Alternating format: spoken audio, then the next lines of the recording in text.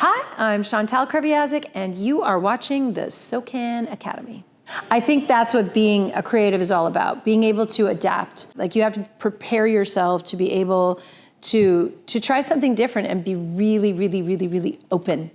And that's all about narrative in your own mind and not getting sort of distracted by negative thoughts or insecurities you may have, being able to park them and just say that, like, in this moment, I am here and I'm going to put my best foot forward. I've even used my piano app, whether it's to get a chord up or try a riff, because they didn't have a piano. Or I'm not great at the guitar, but hey, pass me the guitar, and just feeling an instrument can put me in a different place. But I think the broad stroke answer about songwriting in general and just being an artist, at least this is my take on being an artist, is the best thing that you can do is be as honest as possible. Whatever you're thinking and feeling, we all kind of think and feel it, but we say it in a different way. And I think songwriting works when we validate other people's sentiments and we validate other people's lives and their experiences by being honest about our own. We're sort of holding a mirror back up to people and they're like, yeah, that's exactly what I think. Feelings they can be really big. I actually just wrote about that on my recent album that I am about to release. That it's a tricky balance with our feelings. The other day I was having a feeling about my sister cousin who passed away now so many years ago. It was her birthday.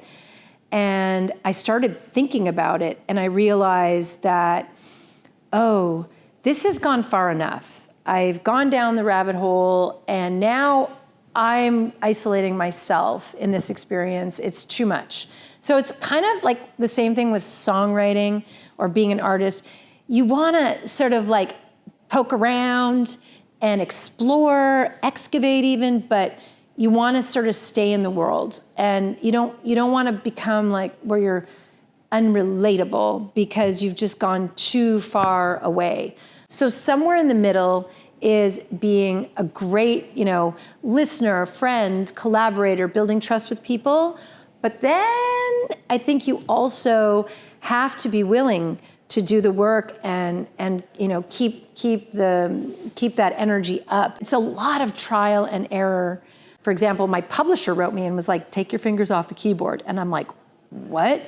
Because the person driving the session, had written to their manager, publisher, and said, Chiquita needs to take her fingers off the keys. That is interrupting, or this producer feels that it's threatening to his role as the producer in the room. And you're always learning but other people will be like, oh my gosh, please take the keyboard, please make a melody. So it's so different from session to session, and you have to be willing to, go, hey, you know what, I did my best and that didn't work, and try again.